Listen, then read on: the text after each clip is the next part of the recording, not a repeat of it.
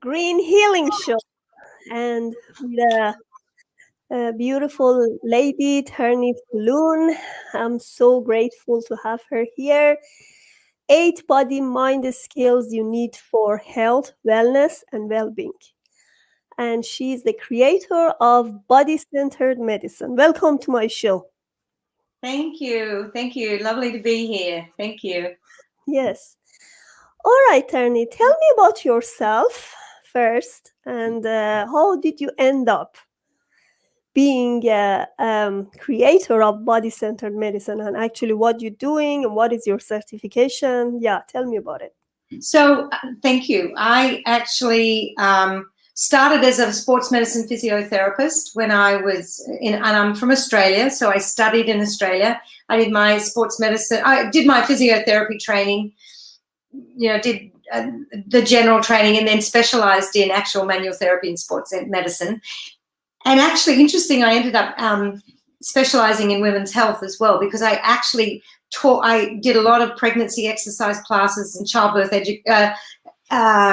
women staying healthy and fit through their pregnancy, and then worked with a lot of pre and postnatal women. So I just thought that was, I did, but the women who are interested in their health and well-being. So, but what happened with my journey in Australia was that I was discovering that the physical body held a lot of emotion. So a lot of things that were happening mentally there was things embedded in the body, and also that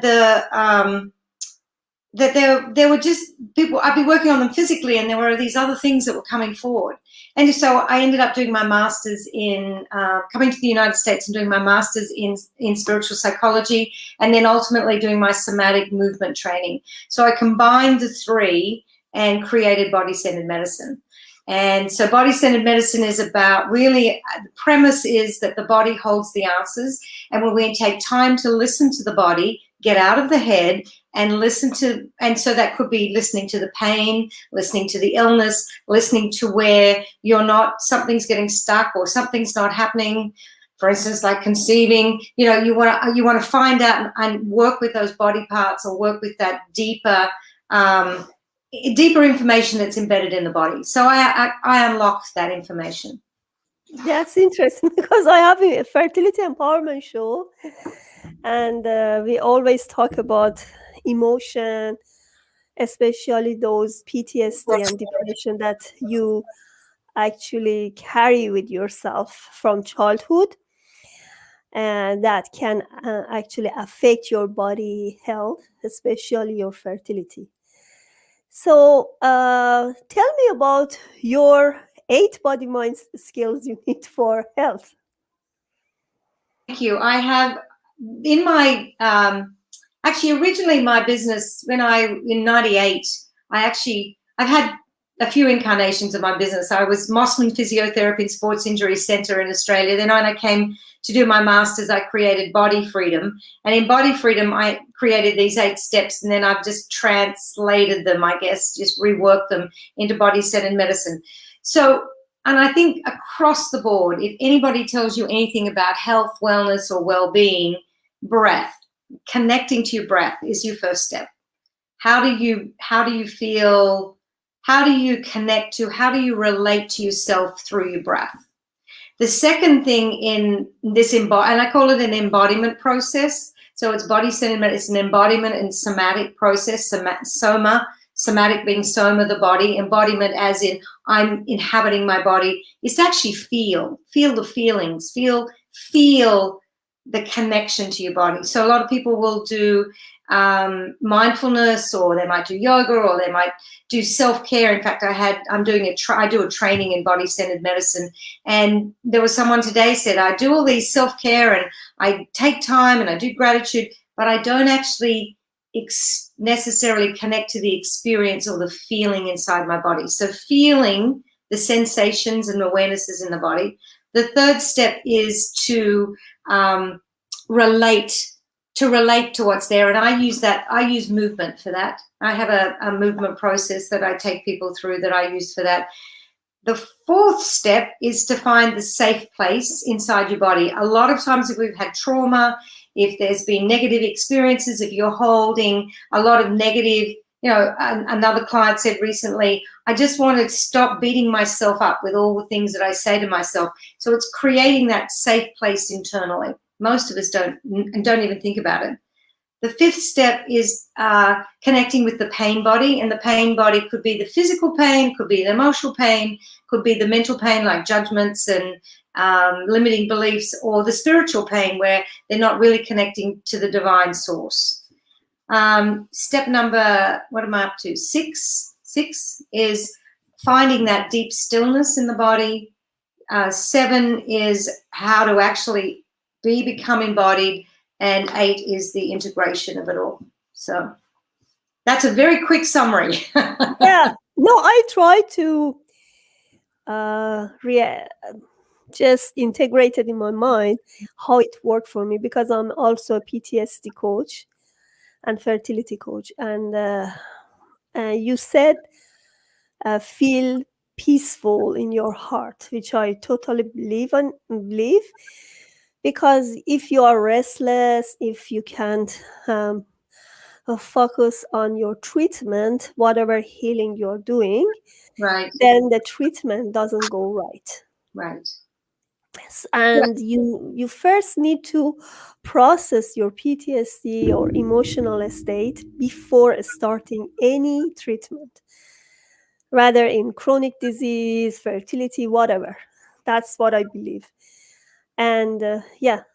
I'm totally on board with that. And when I say, when you move into the stillness or that still place, and I actually work a lot with not just the heart, the pelvic. I work with what I call the pelvic heart, but the grounded sense of you being. So down in your lower belly, finding that place where we can surrender, receive, where we can actually allow the information to be the fullness of it. So many people connect to the heart. They even get down their awareness down to sort of maybe their belly, because that's where they have issues, digestive issues. That's where their anxiety lives.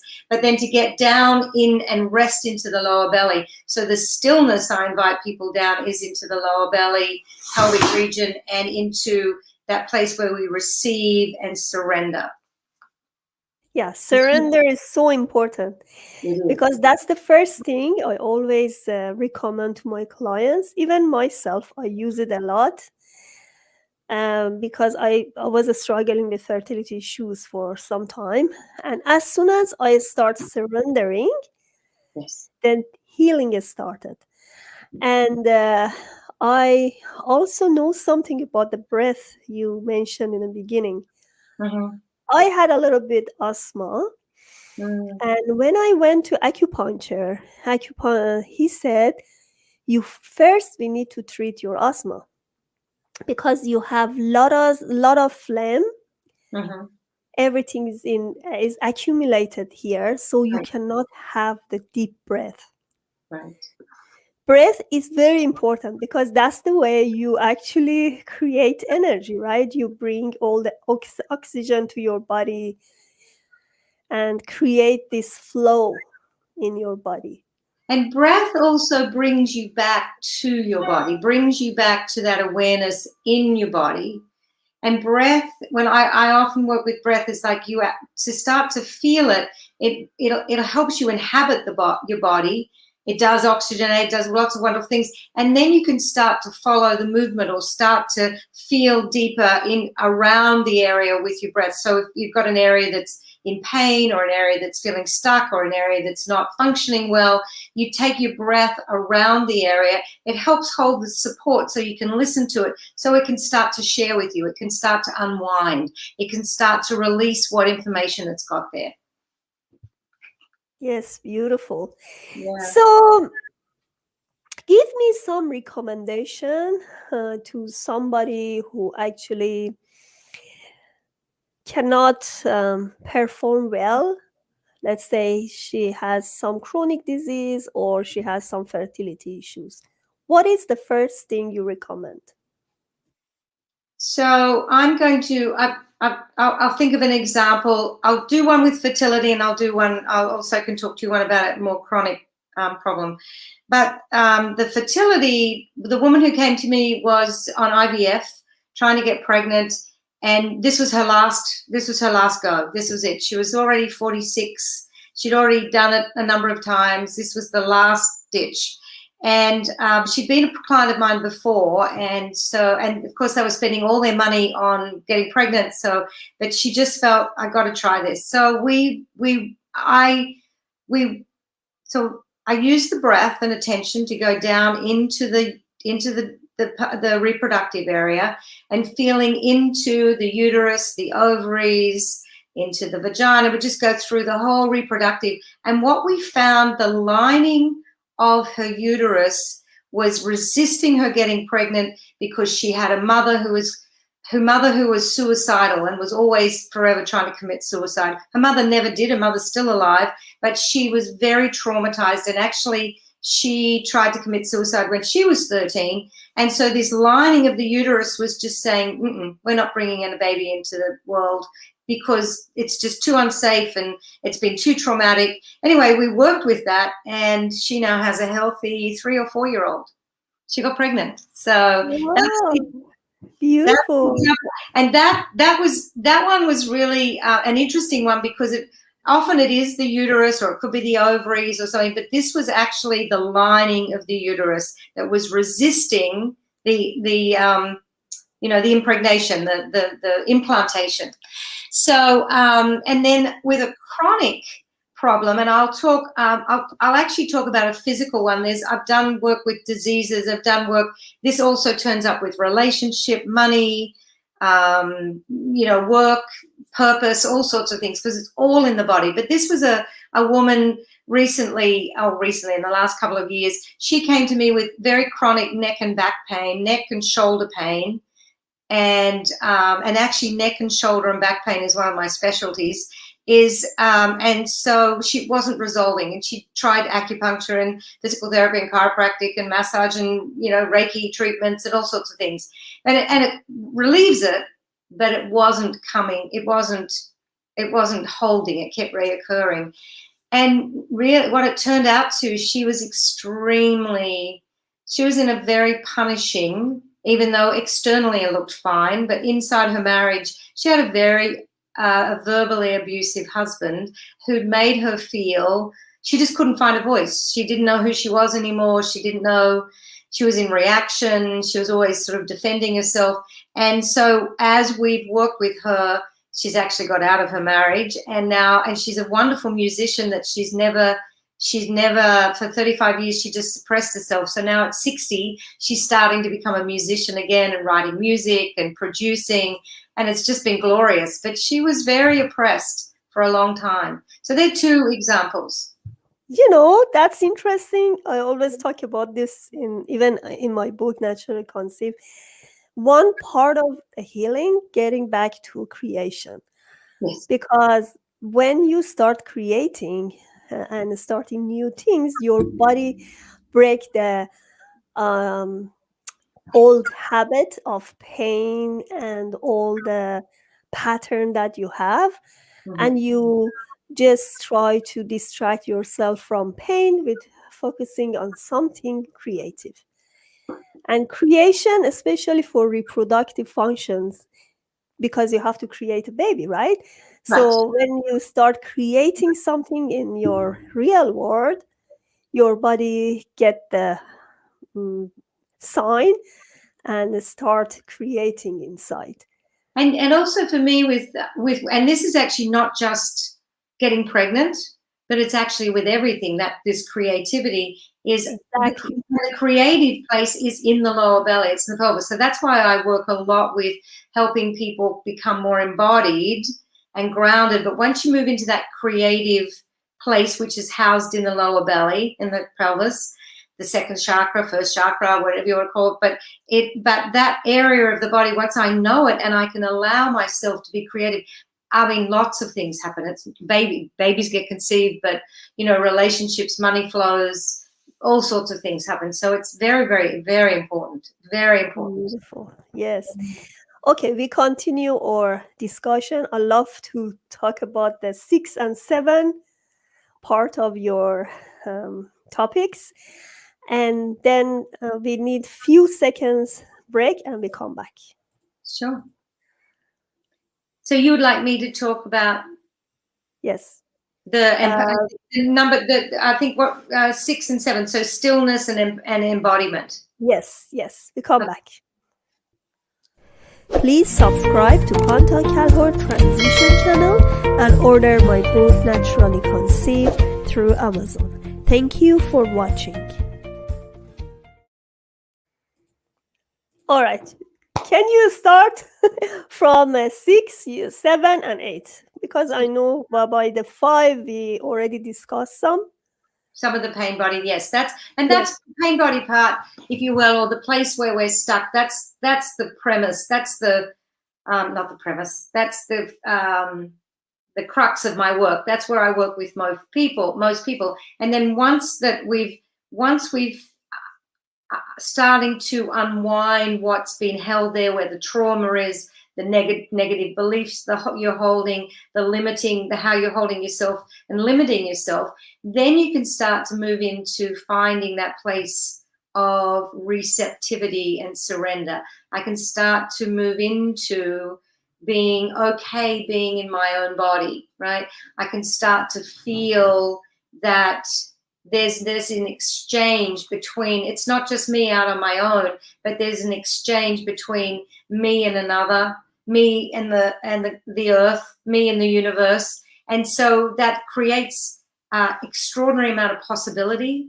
It also creates where thing creates, I don't know, but it opens up to that, then there can be this flow.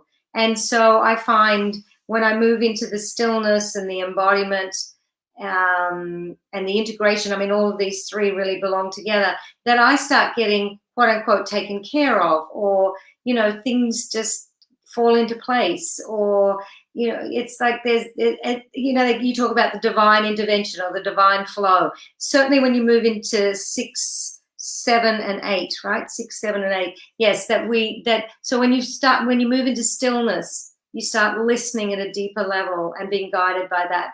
As I become more embodied, I'm more grounded, I'm more centered, I'm more aware, and I'm more able to take what I'm hearing and trust it. And then, of course, the integration is about knowing that all of these steps, all of this is needed for me to be fully functional, alive, and thriving, thriving in my life. And I have to say, I am at 60, I'm thriving. And I could not say that I was doing that at 20, even though I had lots of energy. You don't look like 60, to be honest. You don't look like 60. I don't feel like 60, I have to say. Yeah. But, you know, I think this work I do, this embodiment, you know, work is very somatic embodiment work, but living an embodied life actually does make you feel younger. My body's still very flexible.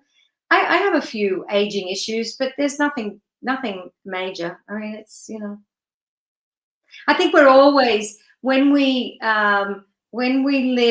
choose to live in a more embodied, so a body-centered life, I just think there's always, life's very rich, there's more to be discovered, and I think it does keep you younger. And I've got a client right now who, she's 80 and she's still giving massages, and she's still out in her garden, and she still can put a leg up over her head, and so it really does keep you much, much younger, because you're not fighting the mind, you're not fighting the thoughts, you're not fighting well, should I be doing that, or am I good enough, or am I missing out, or should I have said that? You're not doubting yourself. You're just saying, oh, well, I made a mistake then, so I'm letting it go, or I probably shouldn't have said that, but it's, you know, and you live much more in forgiveness. Yes. So I just want to know more explanation about embodiment. What do you mean embodiment? What do I mean in embodiment? Embodiment is really about, I can feel my breath.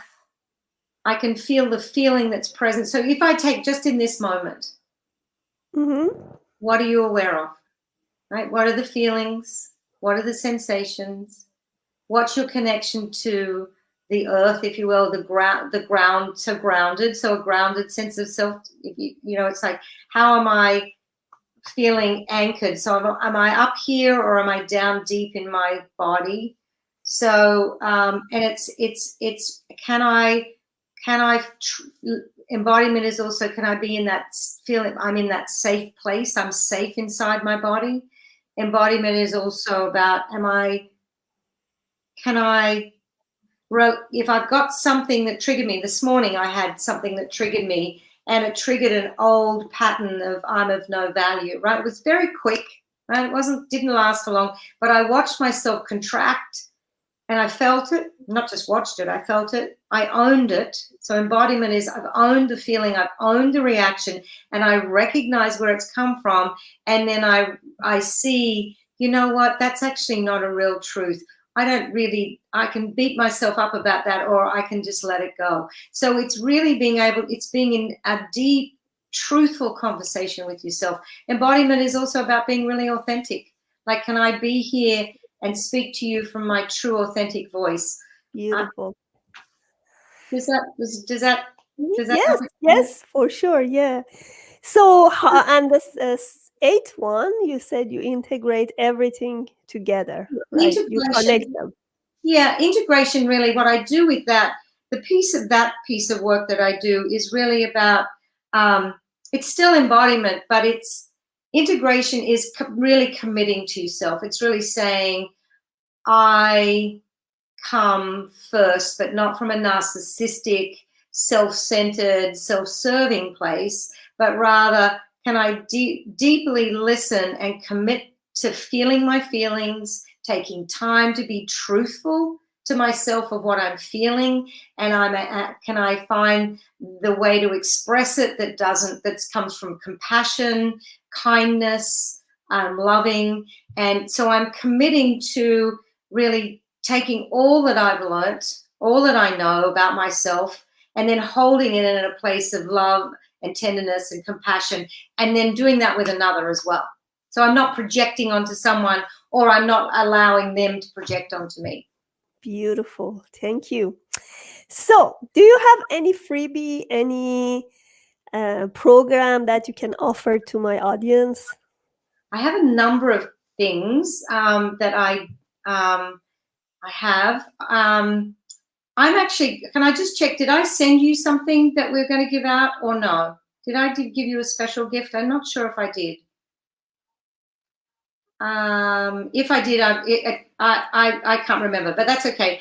I actually do. I have a free Tuesday night meditation that I invite everybody to come. You can go, if you go to tarniefulloon.com, that's on the screen there, you'll find on my website, on the homepage, you just click on that and you can come to that. So I invite everybody to come. I think it's Tuesday night, it's embodiment meditations. It's body centered meditation. So I take through, and each month I have a different theme.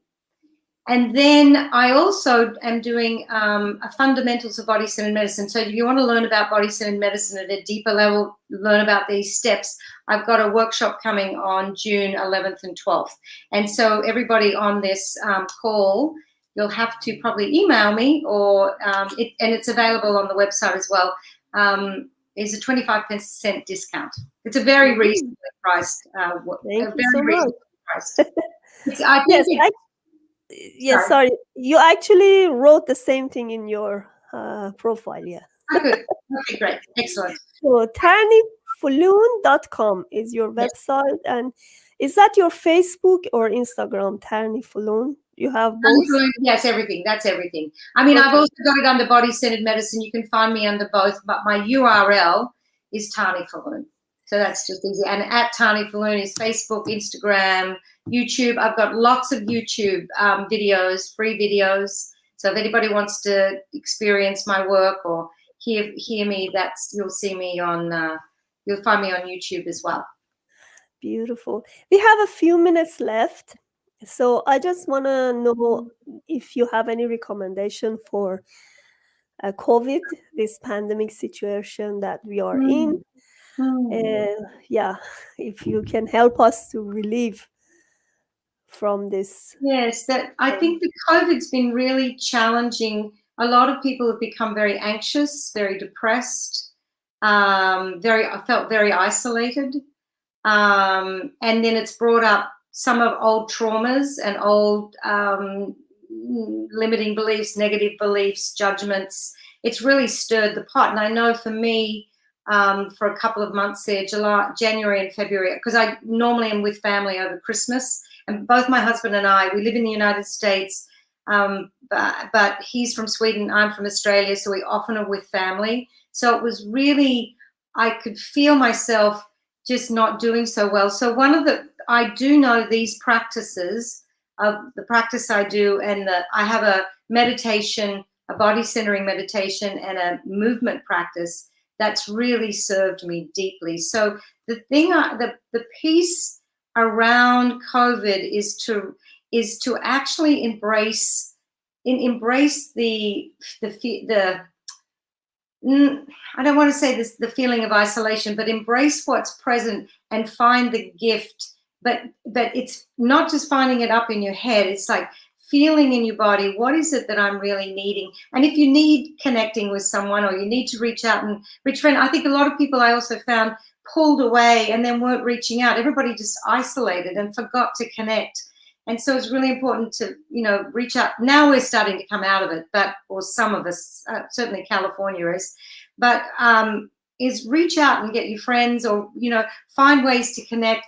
And what we said right at the very beginning is find that connection to your creative self, really connecting to that creativity. It's been a really great time to not just clean out cupboards and do some extra things around the house, but actually find some creative projects. So I know people who've, learned to paint and draw, and people are doing singing lessons. And so it's a wonderful time to connect more into your creative self.